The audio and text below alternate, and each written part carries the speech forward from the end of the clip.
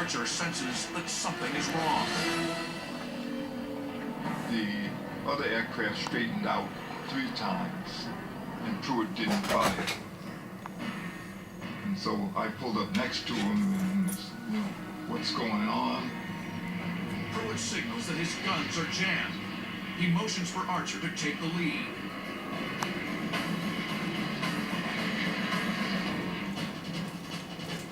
Archer throttles up and closes on the enemy.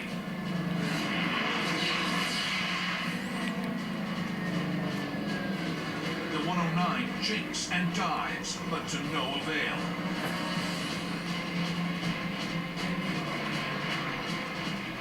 I made the burst, hit him.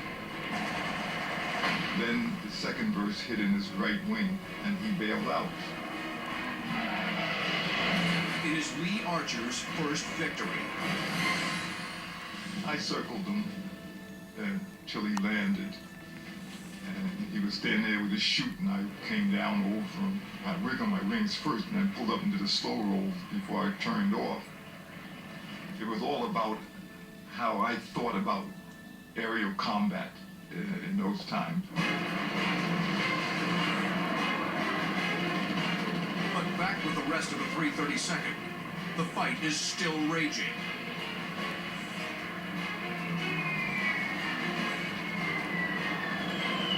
As many as 30 more ME-109s are attacking the bombers from all directions.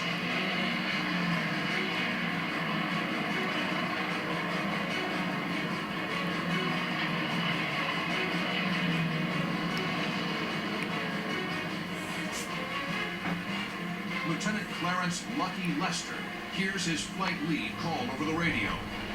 Bandits, 3 o'clock high.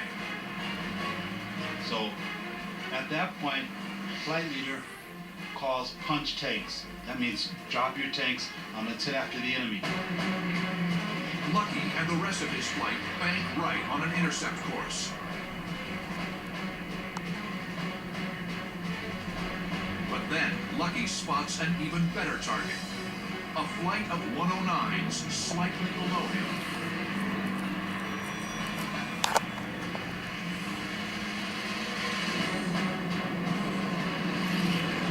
That training kicks in and reflexes take over and you're an animal. And you're out for the kill. You're on the hunt. You're going to get it done. The Germans have not yet spotted him. At 200 feet, he unleashes a torrent of machine gun fire. The airplane starts to smoke and it explodes. Pieces are flying all over, debris coming at him, he's dodging the debris. Lucky bobs and weaves through the flaming wreckage. Miraculously, his aircraft is unscathed. Off to his right, probably just with the swivel of the head, left and right, he notices another 109. He peels over to the right, gets behind this second 109, and he gives him the works.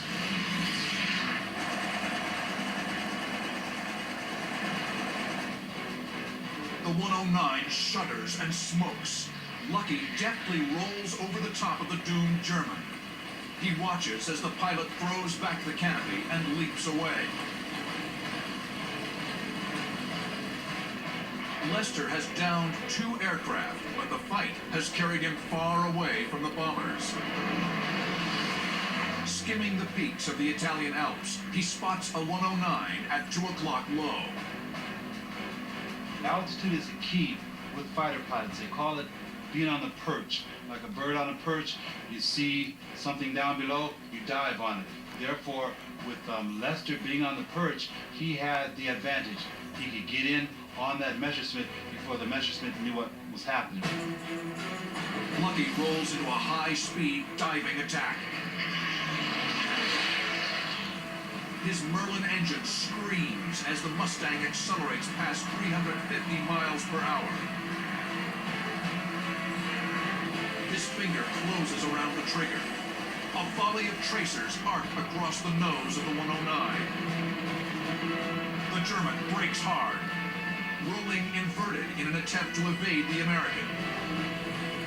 But the move is ill-advised. He's far too low. Lester watches in stunned amazement as the 109 slams into a hillside.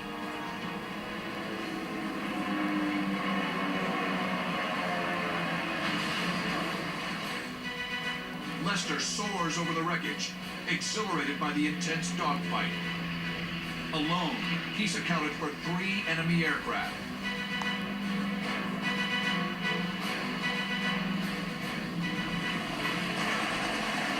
The rest of the 332nd down 9 more for a total of 12. Their most successful day of air combat to date.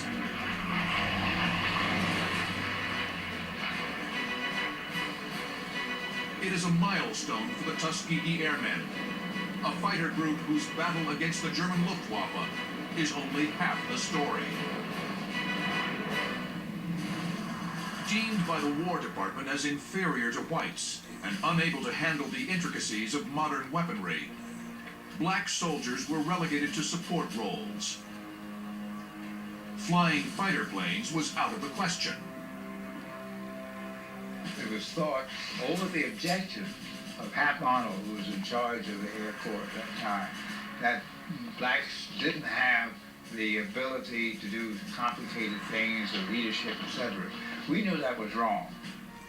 Under pressure from the black press, the NAACP, and even his own wife, President Roosevelt relented in 1939 and ordered the civilian pilot training program to be open to black students who wished to become civilian pilots.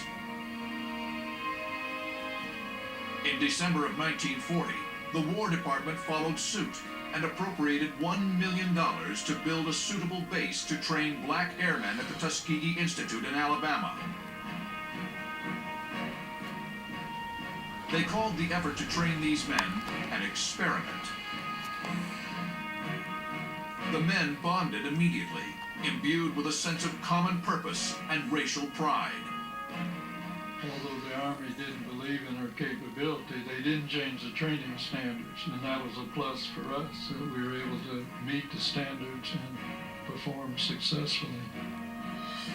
And World War II gave us a chance to go into combat units and do a first-class job so that the larger population would realize how silly and stupid segregation was.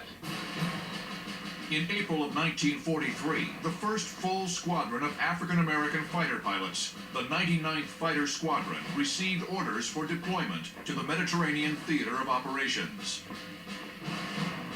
By June of 1944, the 99th had joined 3 other all-black fighter squadrons.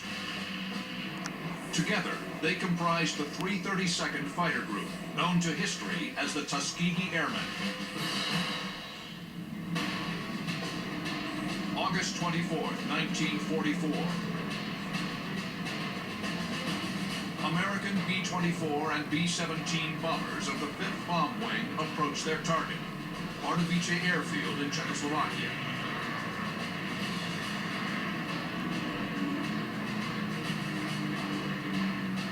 Escorting them are 52 red-tailed Mustangs of the 332nd Fighter Group, the Tuskegee Airmen. Among them is Lieutenant Charles McGee, flying a P-51C nicknamed Kitten after his wife. McGee leads a flight of 4.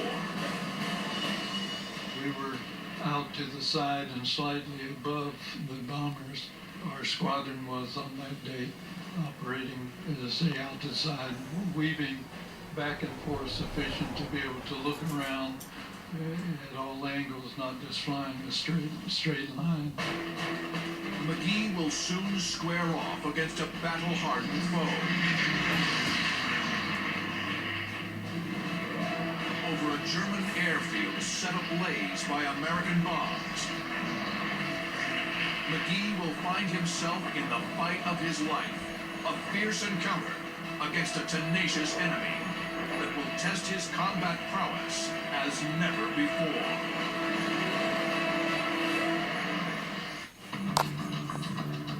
Hey! I like your eyes. I just want to let you know. You can save us time by switching to progressive. Just like Squirrel here.